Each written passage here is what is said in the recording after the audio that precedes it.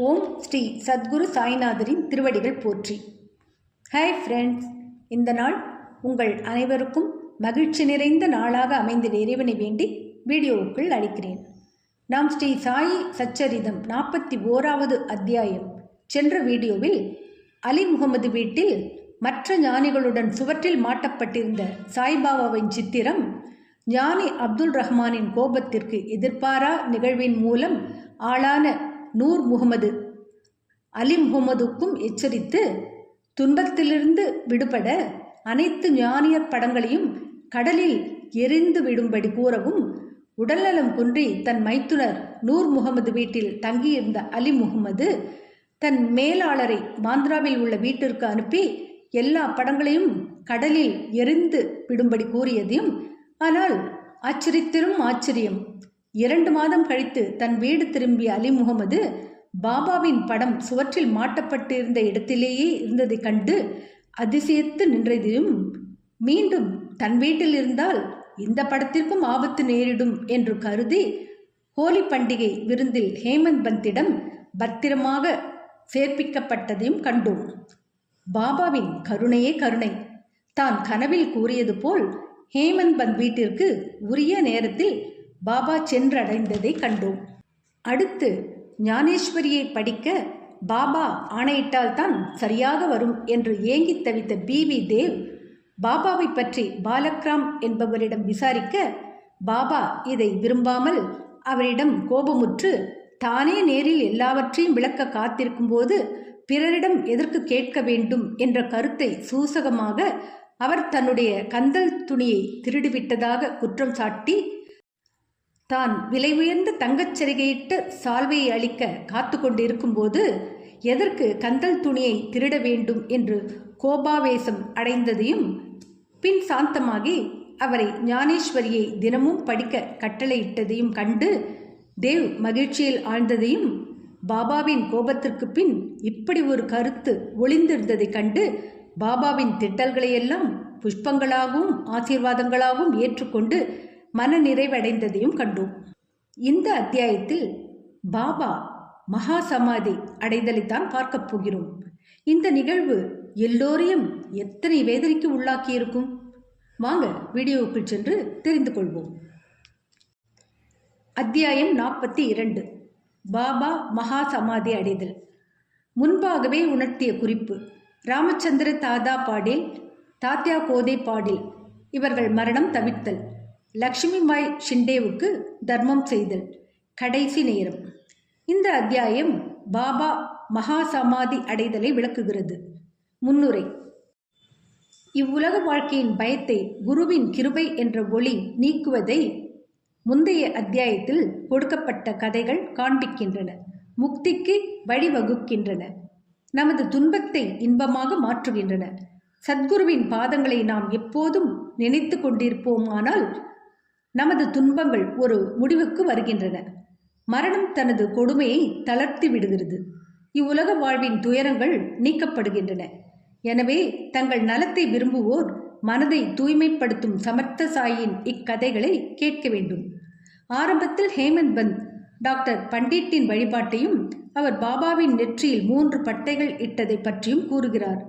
ஆனால் இது அத்தியாயம் 11 முன்பே கூறப்பட்டுவிட்டதால் இவ்விடம் நீக்கப்பட்டுவிட்டது. முன்பாகவே உணர்த்திய குறிப்பு: வாசகர்கள் இதுவரை பாபாவின் வாழ்க்கையை பற்றிய கதைகளை கேட்டார்கள்.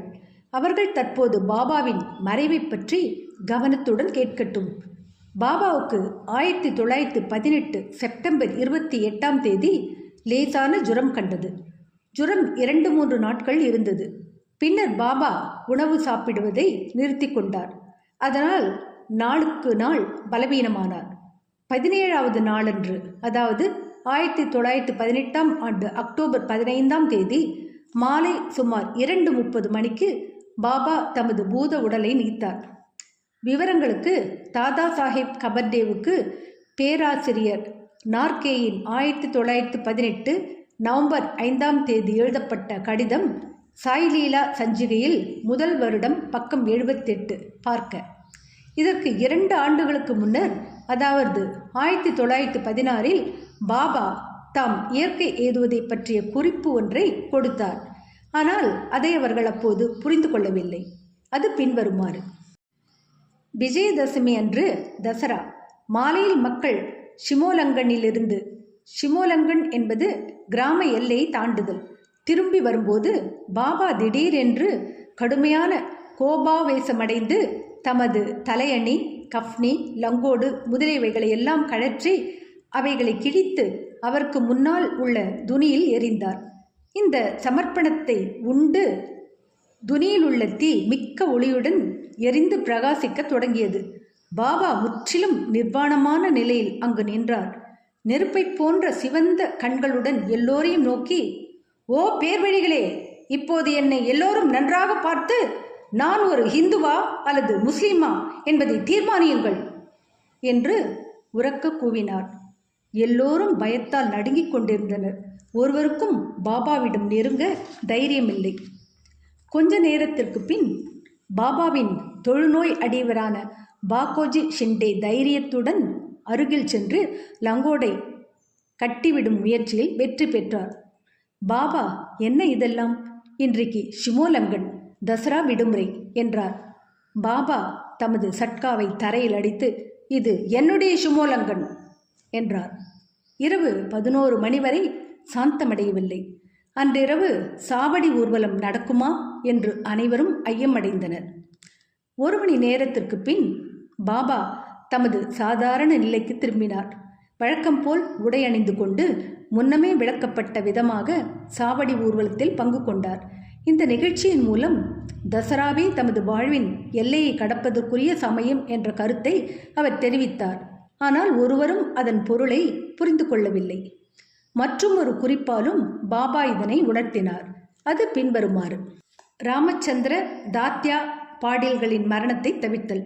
இதற்கு சில நாட்களுக்கு பின்னர் ராமச்சந்திர பாடீலுக்கு தீவிரமான காய்ச்சல் கண்டது. அவர் பெரிதும் துன்பமடைந்தார். அவர் எல்லாவித சிகிச்சைகளையும் கையாண்டு குணமேதும் காணாமல் தமது வாழ்வில் வெறுப்படைந்து கடைசி வினாடிக்காக காத்து கொண்டிருந்தார். பின்னர் ஒரு நாள் நள்ளிரவு பாபா திடீரென்று அவரது தலையணை கருகில் நின்றார். பாடீல் பாபாவின் பாதங்களை பிடித்து கொண்டு, வாழ்க்கையின் எல்லாவித நம்பிக்கைகளையும் நான் இழந்து விட்டேன், நான் எப்போது சாவேன் என்று எனக்கு உறுதியாக கூறுங்கள் என்றார்.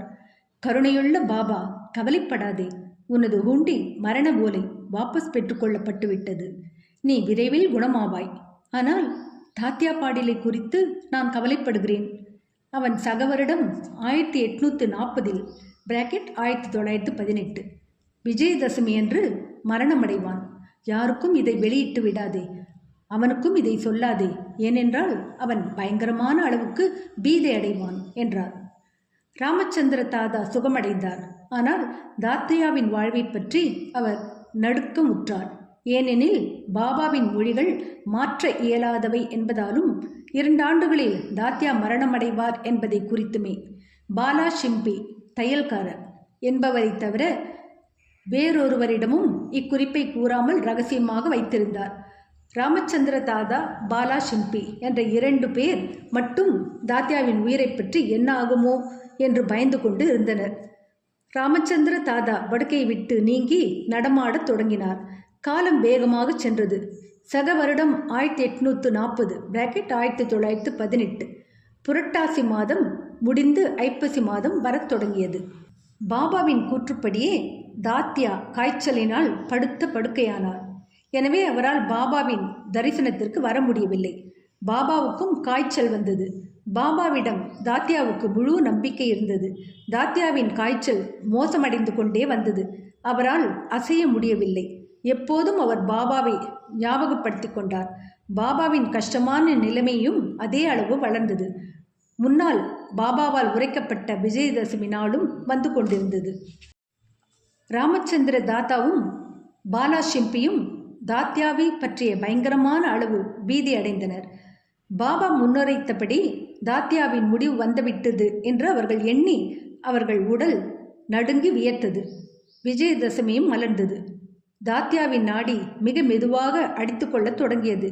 விரைவில் அவர் மரணமடைவார் என்று எதிர்பார்க்கப்பட்டது. ஆனால் ஒரு வினோதமான நிகழ்ச்சி நடைபெற்றது. தாத்யா பிழைத்து கொண்டார். அவரது மரணம் தவிர்க்கப்பட்டது. அவருக்கு பதிலாக பாபா உடலை உகுத்தார். ஒரு பரிவர்த்தனை ஏற்பட்டதாக தோன்றியது. பாபா தாத்யாவுக்காக தமது உயிரை கொடுத்தார் என்று மக்கள் கூறினர். அவர் அங்கனம் செய்தாரா? அவரது வழிகள் அறிவுக்கு அப்பாற்பட்டவையாகையால் அவருக்கு மட்டுமே அது தெரியும். என்றாலும் இந்நிகழ்ச்சியில் பாபா தமது மரணத்தை பற்றி தமது பெயருக்கு பதில் தாத்யாவின் பெயரை போட்டு குறிப்பு தந்தார் என்றே தோன்றுகிறது. அடுத்த நாள் காலை அக்டோபர் 16 பன்றிபுரத்தில் தாஸ் கனவில் பாபா தோன்றி, மசூதி இடிந்து விழுந்து விட்டது. ஷீரடியில் எல்லா எண்ணெய்க்காரர்களும் கடைக்காரர்களும் என்னை பெருமளவு துயரப்படுத்தினர். எனவே நான் அவ்விடத்தை விட்டு நீங்கிவிட்டேன். நான் இதை உனக்கு தெரிவிக்கவே இங்கு வந்தேன்.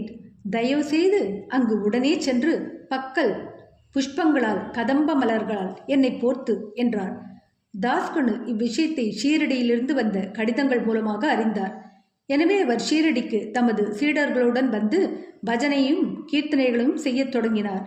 இறைவன் நாமத்தை பாபாவின் சமாதி முன்னால் நாள் முழுவதும் பாடினார். ஹரிநாமத்துடன் தாமே ஒரு அழகிய பூமாலை தொடுத்து பாபாவின் சமாதி முன்னர் வைத்து பாபாவின் பெயரால் மக்களுக்கு அன்னதானமும் செய்து வைத்தார். லக்ஷ்மி பாய்க்கு தானம்.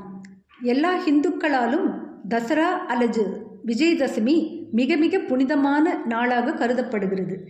பாபா தமது எல்லைக்கோட்டை தாண்டுவதற்கு இந்நாளை தேர்ந்தெடுத்தது பொருத்தமே ஆகும்.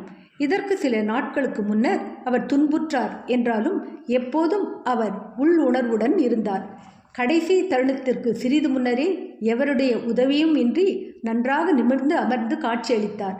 பாபாவுக்கு அபாயம் நீங்கிவிட்டதென்றும் அவர் தேறி வருகிறார் என்றும் மக்கள் நினைத்தனர். தாம் விரைவில் காலமாக போவதை அவர் அறிந்திருந்தார். எனவே லக்ஷ்மிபாய் ஷிண்டேவுக்கு தாம் ஏதும் தர்மம் செய்ய வேண்டும் என்று நினைத்தார். பாபா அப்படி என்ன தர்மம் செய்திருப்பார்? அடுத்த வீடியோவில் காண்போம்.